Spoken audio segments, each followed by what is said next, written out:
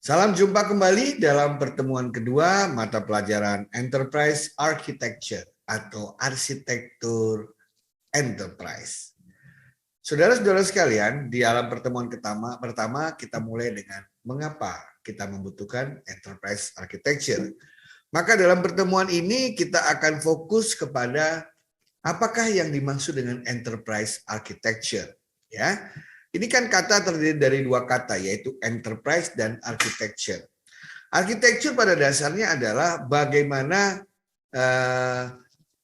komponen-komponen antara dalam sebuah sistem itu saling berkomunikasi, berhubungan, ya, melalui berbagai relasi. Ya, jadi arsitektur itu sering dideskripsikan sebagai hubungan keterkaitan antara komponen yang semuanya saling terorganisasi dan terintegrasi. Itulah arsitektur. Ya, seperti arsitektur rumah, kumpulan dari komponen-komponen yang saling terintegrasi. Ada komponen struktur, ya, ada komponen landasannya, ada komponen atapnya, ada komponen jendelanya, kemudian terbagi lagi komponen ruangan-ruangannya dan lain sebagainya. Dan semua itu kita lihat sebagai sebuah kesatuan sistem, komponen tersebut diorganisasikan sedemikian rupa supaya kokoh, handal, dan kuat. Itulah arsitektur. Ketika kita menambahkan kata enterprise di dalamnya, tentu saja arsitektur yang dimaksud bukan arsitektur bangunan, bukan arsitektur industri, bukan arsitektur yang lain, tapi arsitektur sebuah perusahaan atau korporasi atau organisasi, atau yang lebih dikenal dengan istilah enterprise. Bagaimana sebuah organisasi itu dilihat dari satu kesatuan yang utuh, yang holistik, yang komprehensif, yang di dalamnya terdiri dari berbagai jenis komponen atau elemen yang saling terkait satu dan lainnya.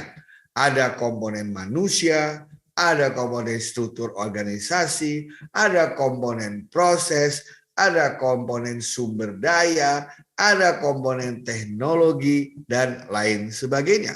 Itulah enterprise architecture. Karena ini berada di dalam sebuah organisasi, maka enterprise architecture itu bisa dibagi menjadi beberapa level. Kalau kita berbicara dari segi strategis gitu ya, kita berada dalam dikatakan sebagai strategic level. Di strategic level itu kita lihat secara besarannya. Ya, misalnya apa sih produk yang ditawarkan oleh perusahaan itu, ya, apa saja layanan, siapa saja customernya, market yang dituju. Wah, itu kita bicara pada tatanan strategis dalam arsitektur. Kemudian turun kembali yaitu pada tataran organizational level atau tingkatan organisasi. Di situ kita bicara mengenai prosedur-prosedur bisnis atau bisnis proses. Kita bicara mengenai unit-unit organisasi yang ada dalam perusahaan tersebut. Kita bicara mengenai siapa mengerjakan apa, people roles and responsibility. Kita berbicara mengenai ada di mana saja kantor cabangnya dan bagaimana informasi mengalir dari satu unit ke unit yang lain. Kerjasama antara unit-unit itu kita namakan berada pada tataran organization level. Kita turun lagi ke level yang lebih dalam lagi yaitu integration level. Nah, dalam integration level inilah maka berbagai elemen mulai disambung-sambung atau saling memiliki relasi. Misalnya kalau kita bilang layanan bisnis apa sih yang tersedia di dalam perusahaan itu? Bagaimana proses penciptaan produk atau jasanya? Pasti di situ akan terjadi aliran sumber daya, ada aliran keputusan, ada aliran uang, ya, ada aliran permintaan, ada aliran informasi, ada aliran layanan dari satu tempat ke tempat yang lain dan semuanya itu saling berkomunikasi. Itulah layer ketiga yang namanya integration level.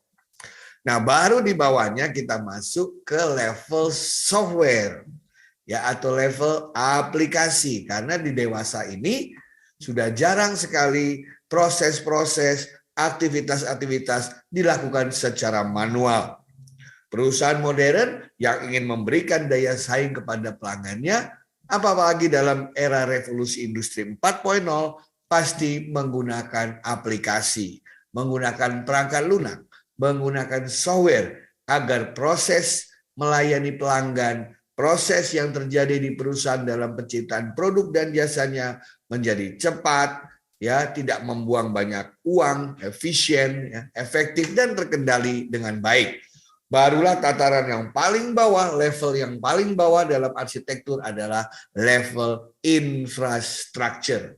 Di situ kita bicara mengenai network, kita bicara mengenai data center, kita bicara mengenai hardware, kita bicara mengenai sistem operasi, gitu ya, yang dibutuhkan agar seluruh unit perusahaan ini, jejaring perusahaan yang ada di berbagai tempat itu bisa saling terhubung satu dan lainnya.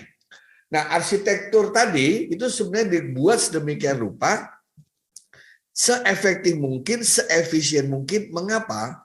Karena pada tujuan akhirnya adalah enterprise architecture itu distrukturkan sedemikian rupa, diorganisasikan sedemikian rupa, sehingga bisa memberikan manfaat atau value kepada bisnis. Sama dengan rumah kita ini, kita desain eksteriornya, kita desain interiornya, supaya orang yang di dalam rumahnya merasa nyaman tinggal di sana, merasa nyaman membangun rumah tangga di sana. Sama persis, perusahaan itu kan tujuannya mendapatkan profit, berarti distrukturkan semuanya itu agar revenue yang diperoleh nanti juga baik, dan cost atau biaya yang dikeluarkan juga bisa terkendali, sehingga mereka menghasilkan profit sebagaimana sudah diinginkan. Demikian juga perusahaan-perusahaan non-profit. Bagaimana caranya misi yang telah mereka canangkan itu bisa tercapai dengan baik. Itulah definisi dari enterprise architecture yang di dalamnya terdiri dari berbagai level komponen. Dari yang sangat strategik sampai yang paling teknikal. Enterprise architecture adalah hubungan keterkaitan antara komponen, elemen, satu dan lainnya secara komprehensif dalam tataran organisasi yang rapi, terstruktur. Terima kasih.